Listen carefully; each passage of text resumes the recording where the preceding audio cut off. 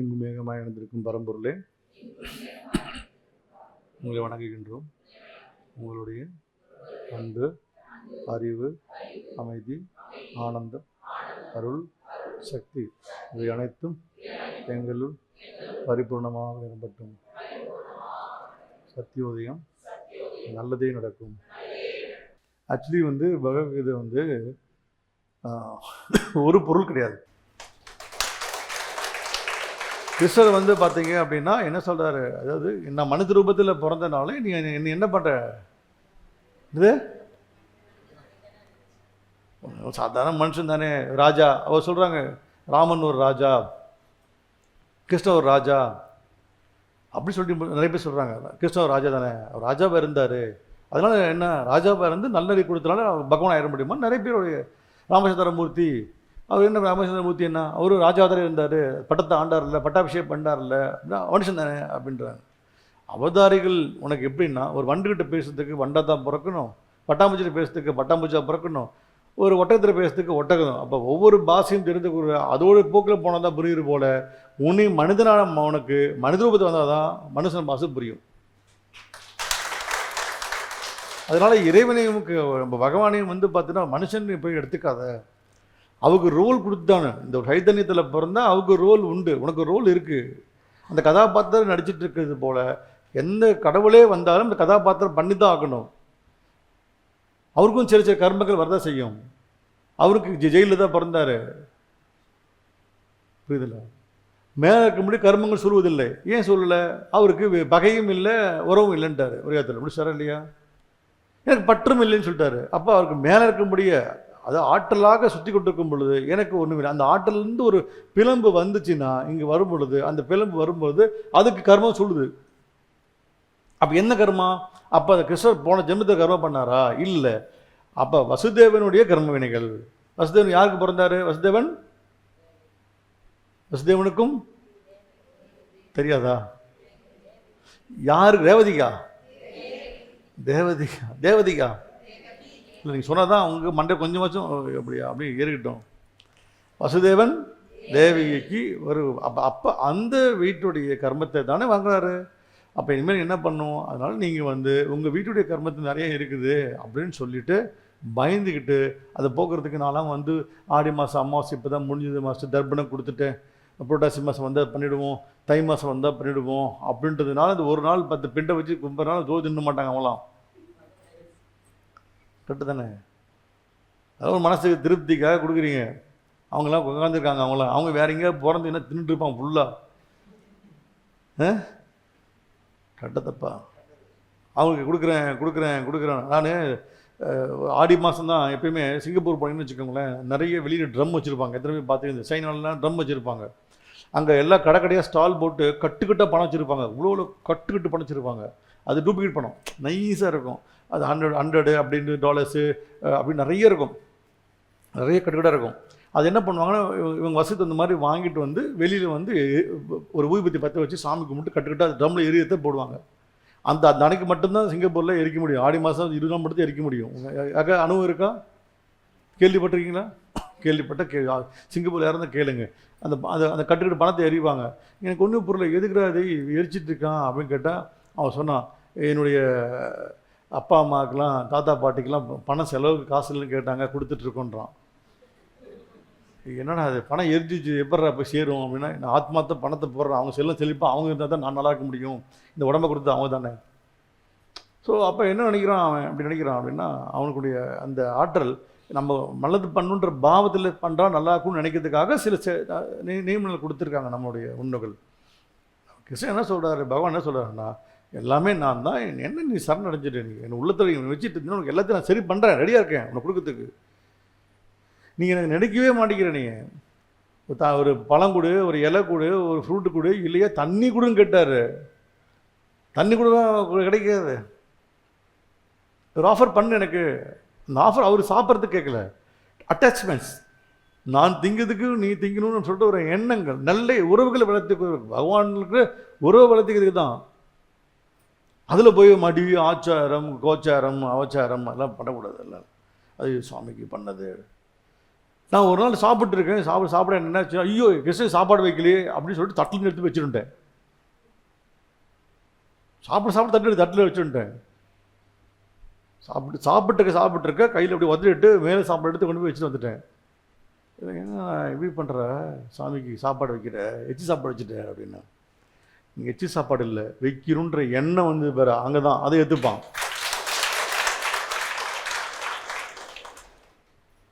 வைக்கணுன்ற எண்ணம் வருது. சிவபெருமானுக்கு வந்து பார்த்தீங்கன்னாக்கா என்ன கொடுத்தாங்க, யார் கொடுத்தா, என்ன கொடுத்தாரு, மாமிசம் கொடுத்தா, கண்ணல் கொடுத்தா, என்ன சொல்கிறாங்க இல்லையா.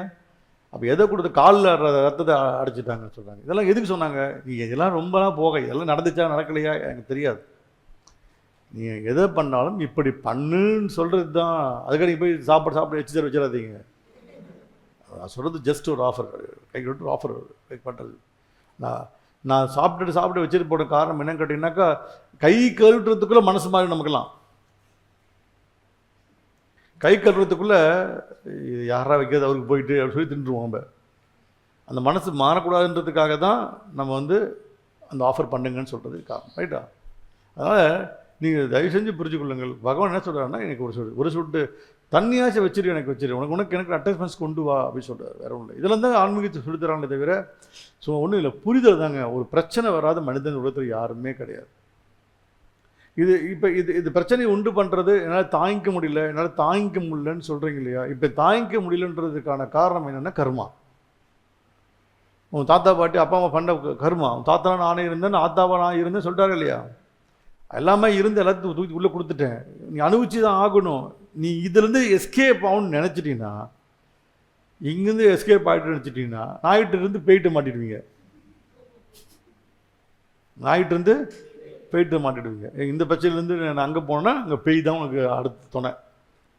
நாய் துரத்துது அப்படின்னா போயிட்டு மாட்டிடுவீங்க. போயிட்டு சொல்ல புரிஞ்சுப்பீங்க நினைக்கிறோம். அதனால் ஒரு அனுபவமாக நம்ம வந்து இந்த பிரச்சனையிலேருந்து வெளியே வர்றதுக்கு என்ன பண்ணணும் நம்ம அப்படின்னா, கடவுள்கிட்ட போய் இந்த பிரச்சனை இல்லைன்றத நம்ம வந்து பார்த்தீங்கன்னா, இந்த பிரச்சனை வேண்டான்னு சொல்லக்கூடாதுன்னு சொல்கிறேன். நான் சொல்ல புரியலையா. இந்த பிரச்சனை வேணாம்னு சொல்கிறது தப்பாக எடுத்துக்காதீங்க. ஏதாச்சும் என் வயசு சட்டை போகிறான்றதுக்கான அப்படி சொல்லலை நான் சொல்கிறது. இங்கே கூட எனக்கு தப்பாக புரிஞ்சுப்பீங்க எல்லாமே.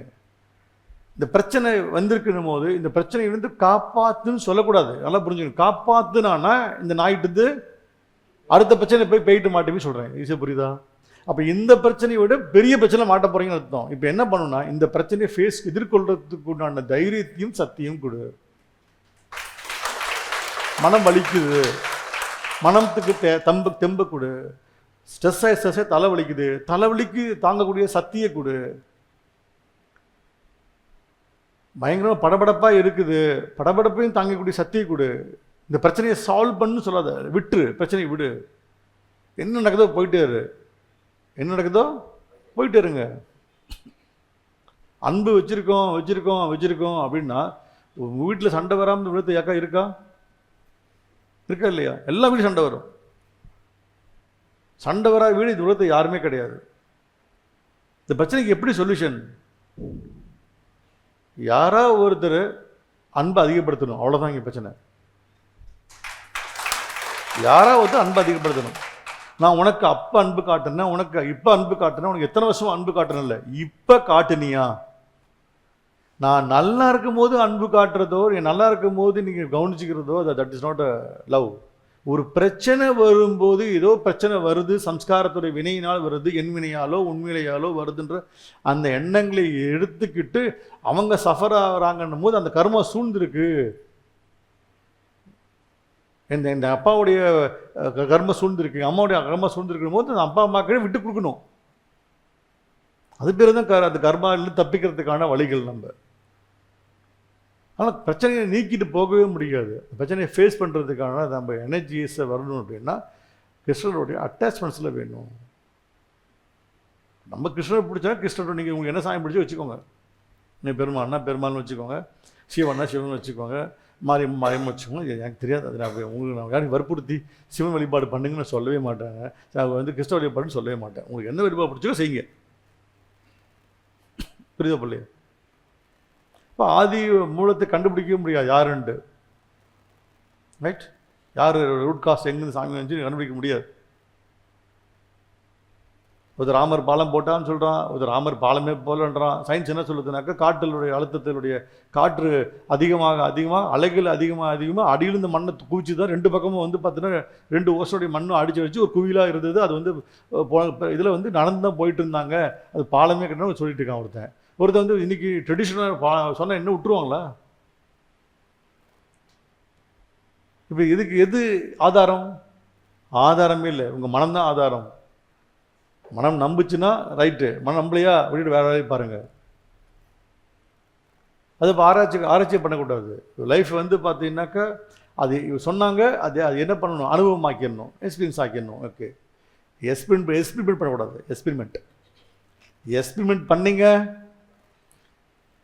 உங்களை நீங்களே வெறுக்க ஆரம்பிச்சிடுவீங்க. ஏன் எனக்கு பிரச்சனை வந்துச்சு, எதனால எனக்கு பிரச்சனை வந்துச்சு, நான் நல்லதானே பண்ணேன், நான் எல்லாத்துக்கும் நல்லதானே பண்ணிட்டு இருந்தேன், தானம் பண்ணேன், தர்மம் பண்ணேன், அன்பு காட்டினேன், எல்லாம் பண்ணேன், எனக்கு மட்டும் ஏன் சோதனை கொடுத்த இறைவா அப்படின்னா வந்துருச்சு. ஏற்றுக்கிட்டேன், சமாளிக்கக்கூடிய சக்தியை கொடு. இது என் வாழ்க்கை.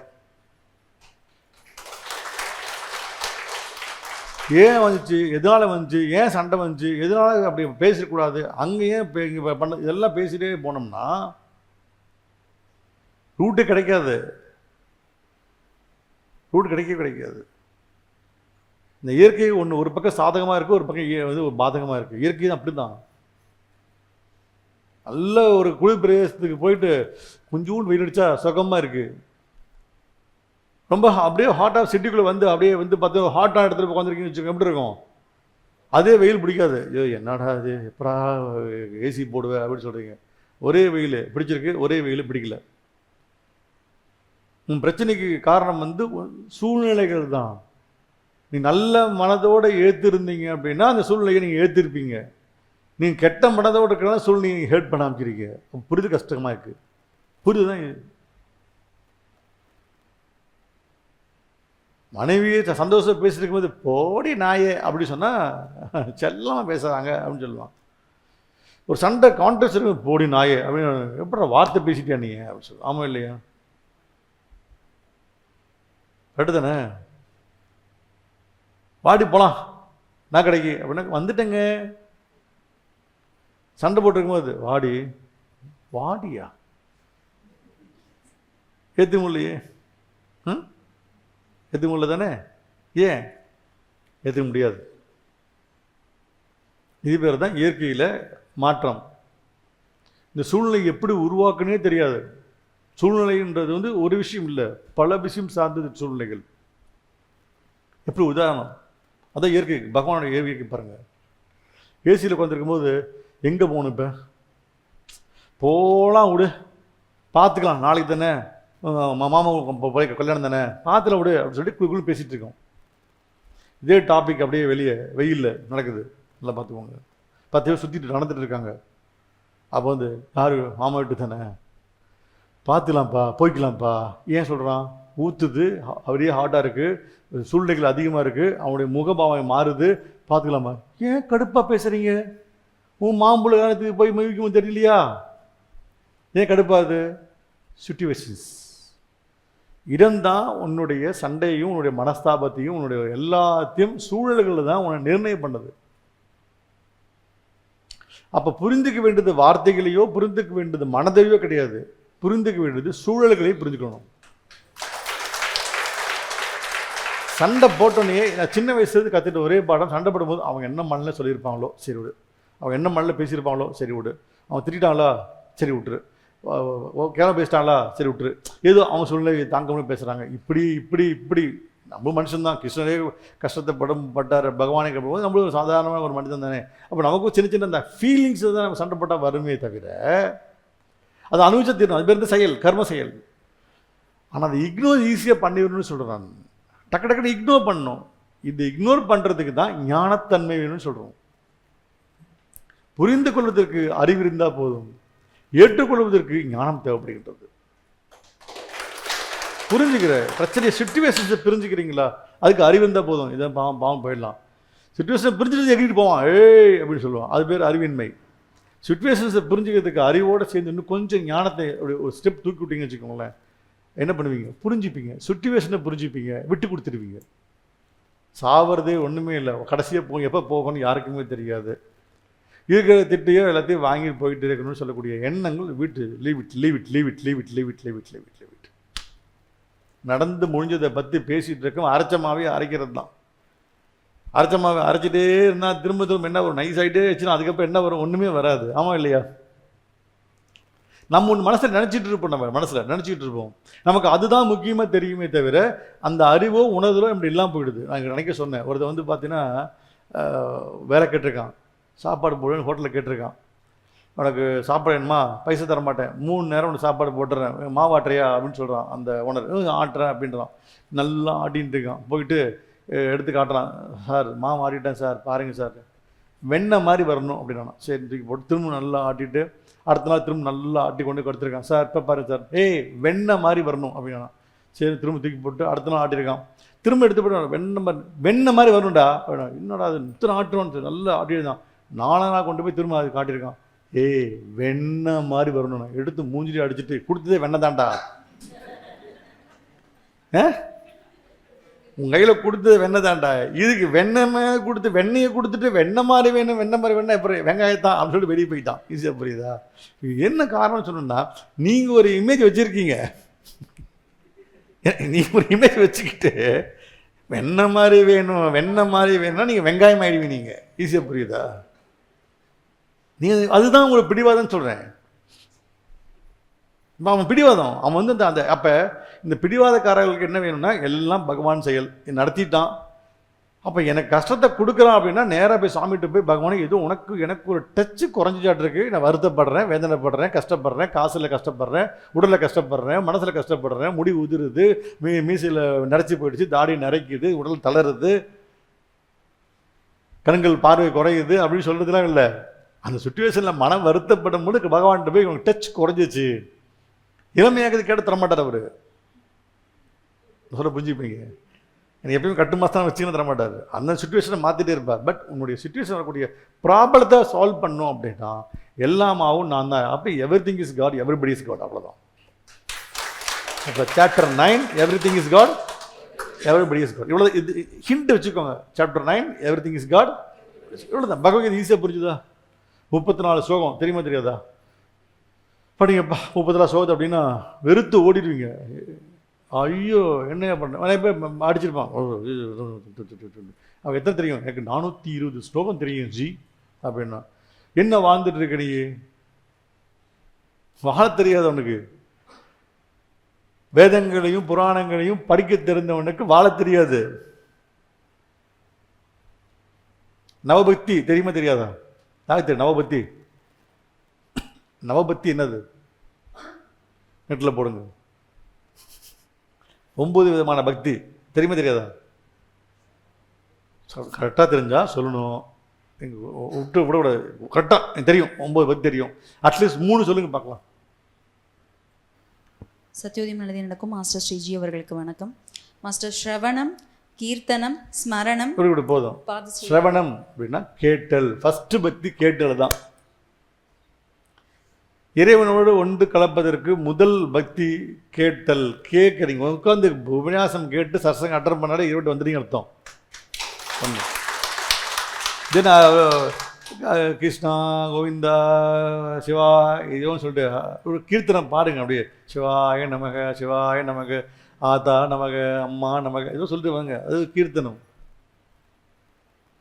பாடு ஃபஸ்ட்டு, நாமத்தை பாடு. அது 2வது பக்தி. 3வது ஒன்றையே சிந்தித்தல், நினைத்தல். ஒன்றை ரிப்பீட்டடாக நினைத்தல். அது பேர் தியானம் சொல்லிக்கலாம், நாம ஜபம்னு சொல்லிக்கலாம். ரிப்பீட்டட்னு சொன்னாலும் இங்கே நாம ஜபம்னு சொல்கிறாங்க. நம்ம இங்கே நம்ம நாம ஜபம் ப்ளஸ் நம்ம தியானத்தை கொண்டு வருவோம், அவ்வளோதான். ரைட்டா? இது 3 பக்தி ஃபஸ்ட் தெரிஞ்சாலே போதும். ஃபஸ்ட்டு சொல்ல பகவான் சொல்கிறாங்கன்னா, நீ போய் உட்காந்துக்கிட்டு மக்க படிக்காத, சகஸ்திரத்தை எனக்கு தெரியுமா? எத்தனை பேர் சகஸ்திரம் தெரியும்? கை தூக்குங்க பார்க்கலாம். ஒரு பொழுது தூக்க தெரியும் எனக்கு. கை தூக்குங்க. சகஸ்திரநாமம் படித்தவங்க கை தூக்குங்க பார்க்கலாம். 1. மனப்படம் தெரியாது. எதுக்கு படிக்கிறீங்க? இருங்க நல்லா புரிஞ்சுக்கணும். படித்தா நல்லது. அப்படியா? மாத்திரை பேரை பார்த்தா நல்லதா? மெடாசின் சாரேட்டோம் அமாசிலின் ஓம் அமாசினாய நமக, ஓம் மெடாசினாய நமக, ஓம் குரோசினாய நமக, ஓம் அமாசின் அப்படி சொல்லிட்டு ஹாப்பி டியாய நமக, ஓம் சோம்பிராசாய நமக. சொல்லுங்கள், ஏசும் படிக்கலாம் குய் ஆகிடுமா? நல்லா இருக்குது, படிக்கிறது நல்லா இருக்குது. கிரீஸ் கூட தான் நல்லா இருக்குது, வளவளம் உள்ள போகுது. சரி, நான் சொல்ல தப்பாகிட்டா? பார்க்குறதுக்கு களி மாதிரி இருக்குது, அல்வா மாதிரி இருக்குது, உள்ளே விட்டு லபகம் தான் உள்ளே போகுது. கிரீஸு சாப்பிட்றலாமா? நல்லா இருக்குன்றதுக்காக வாயில போட முடியுமாங்க? என்ன வம்பா இருக்குது? கரெக்டாப்பா, நல்லா இருக்குன்னு செய்ய முடியுமா?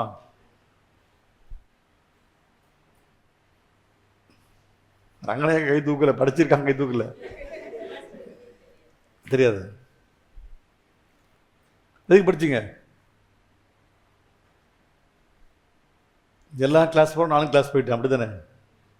சாரத்தை எடுத்துக்கணும்னு சொல்கிறேன், நல்லா புரிஞ்சுக்கொள்ளுங்க. என்னதுங்க? சாரத்தை எடுத்து, அதோடைய சாரம் தான் இம்பார்ட்டன்ட். அதனால் வேதங்களை படிக்கிறதுனால பகவான் நெருங்கிட முடியாது. நீங்கள் அவர் சொல்றாரு, நீ வேதத்தையே தலைகீழ ஒப்பிச்சாலும் சரி, மிடிலிருந்தே ஒப்பிச்சாலும் சரி, தூக்கத்தை கிட்ட சொன்னாலும் சரி, உனக்கு எனக்கு ஒரு பிரயோஜனம் இல்லை. என்னை பார்த்தோன்னே கஷ்டத்தை வந்தோடனே நீ இருக்கிறப்பான்னு சொல்லி அழுகணும். ஏண்டா பெத்த அழக்கூடாது. நீ இருக்கிற பார்த்துக்குவேன்னு விட்டு தண்ணி விட்டுட்டீங்கன்னா நான் வந்துட்டேன்னு வா. இதுக்கு வேதம் படிக்கணும் இல்லை, மந்திரம் படிக்க தேவையில்லை, நாளைய திவ்ய பிரபந்தம் தேவையில்லை, விவாசம் படிக்க தேவையில்லை. புரிஞ்சுக்கிட்டா போதும். மக்கப் பண்ணி டைம் வேஸ்ட் பண்ணாதீங்க. சாரத்தை எடுத்துக்கோங்க. இப்போ எனக்கு இது பகவத்கீதை நிறைய பேர் பகவத்கீதை வாங்கி வச்சுட்டு போட்டு பார்த்துருப்பீங்க. அது ஜிலேபி மாதிரி இருக்கும், ஒன்றும் புரியாது. புரிஞ்சுதா? என்ன பகவத்கீதை படித்தாலும் புரியாது. 34 ஸ்லோகத்தையும் தலைகீழ படித்து உருண்டு படித்து 30 ஸ்லோகத்தை அப்படி பண்ணால் அது பொருள் ஒன்றும் புரியாது. ஏன்னா எசன்ஸ் என்ன அப்படின்னா, everything is God, everybody is God. இதுதான் எசன்ஸ். எல்லாமாவும் இருக்கின்றேன், எல்லார் உள்ளேயுமே இல்லை, என்னுள் எல்லாம் இருக்கின்றார்கள். அவ்வளோதான், மேட்டரை முடிச்சிட்டார். அவ்வளோதான். சிறு குறு தெய்வங்களை வழிபடுவதனால் உனக்கு நிறைவேறி கொண்டிருக்கின்றன.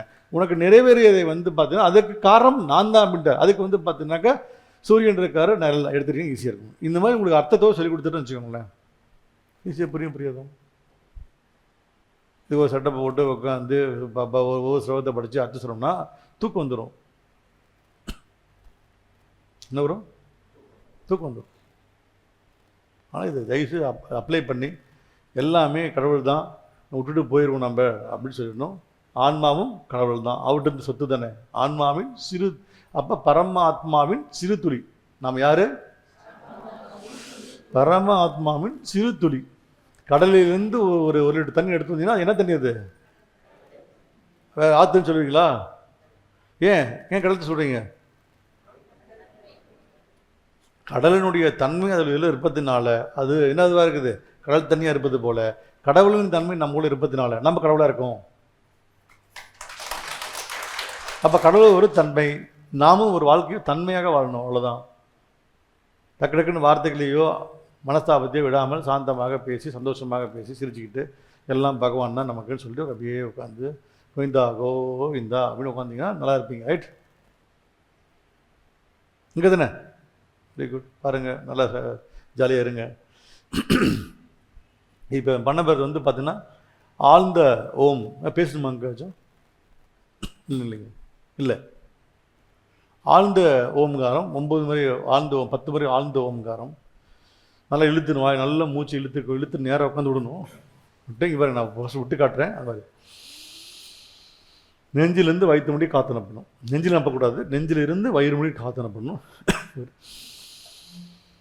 எடுத்துட்டு நெத்தி போட்டுக்கிட்ட கவனம் வச்சுக்கணும்.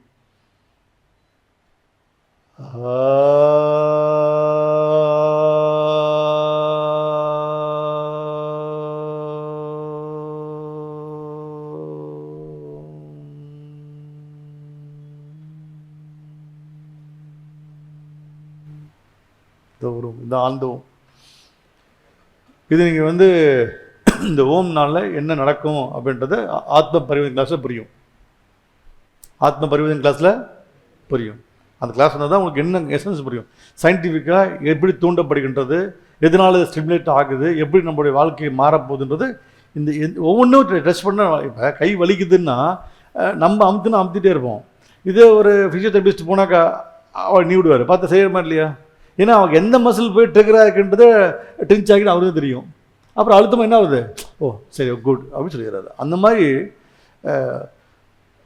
ஓம் சொல்லக்கூடாது, அவு சொல்லுங்க, இம். ஓமே இல்லை, அவும்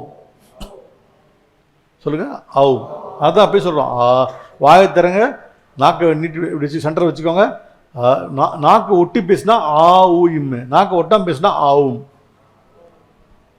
ஒட்டி ஆடி பேசுனா வார்த்தை, ஆடாமல் பேசினா சத்தம். அப்போ சொன்னது பார்த்தீங்களா, ஓங்காரத்திலையுமே இருக்கின்றார். பார்த்தீங்களா இல்லையா, கேட்டீங்க இல்லையா? ஓம்லேயும் நான் தான் இருக்கின்றார். நம்ம என்ன சொன்னாங்க, ஓம் சொன்னால் அது ஏதோ சிவனு சொல்கிறாங்க அப்படின்றாங்க. ஓம் நமச்சிவாய, ஓம் நமோ நாராயணே, ஓம் ஆதிபராசக்தி, எல்லாத்துக்கும் ஓம் சொல்லிட்டு தான் இருக்கான். சொல்லலாமா? 10 வருஷம் இந்த வந்து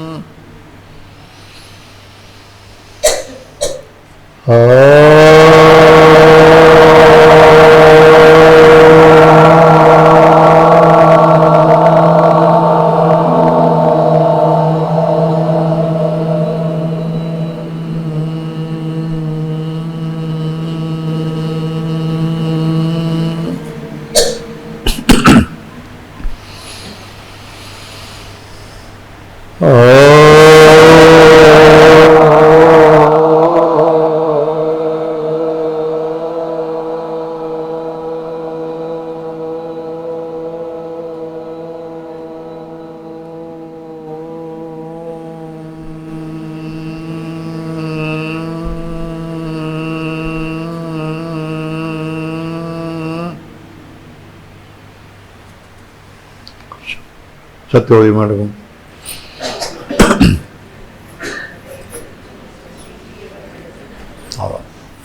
இதுதான் வெரி பவர்ஃபுல். நீங்கள் இந்த சொன்னீங்க இல்லையா, 1000 டைம் நீங்கள் நாம ஜபம் பண்ணதுக்கு சமம். எப்படி கிருஷ்ணனை பற்றி சொன்னா, ராமனை பற்றி சொன்னா 14,000 முறை நம்ம வந்து 10 சகஸ்நாமத்தை படிப்பது போல, ஒரு முறை ரமேராம ராமயத்தை படித்தா சகஸ்நாமத்தை மொழி பண்ணது போல சாரங்கள் அதான் வச்சுருக்காங்க. அது மாதிரி அவர் கிருஷ்ணன் சொல்ற ஓம் தத் சத் அப்படின்றாரு பகவத்கீதையில். ஓம் தத் அது, சத் சத்தியம் உண்மை, ஓம் என்ற அது உண்மை. அப்ப ஓம் என்ற அது உண்மை, ஓம் தத் சத் உண்மை, ஓம் என்றது உண்மை. அப்புறம் ஓங்காரத்தில் நான் இருக்கின்றாரு, நாதத்தில் இருக்கேன் அப்படின்றது. இதுதான் நம்ம எக்ஸ்பீரியன்ஸ் பண்ண போகிறோம். நம்ம எல்லாம் ஆத்ம பரிவர்த்தனை இதை பற்றி தெரியும். எதனால நாக்கை நீட்டி சொல்கிறோம், நாக்கை வெளியே வெளியே நீட்டாதீங்க, நாக்குள்ள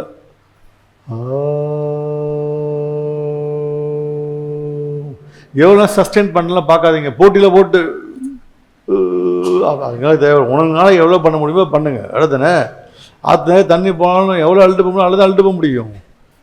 அடுத்தவன் அழுட்டு போகிறான்றதுக்காக எப்படி எடுத்து போய் தண்ணி எடுத்துகிட்டு போவீங்க.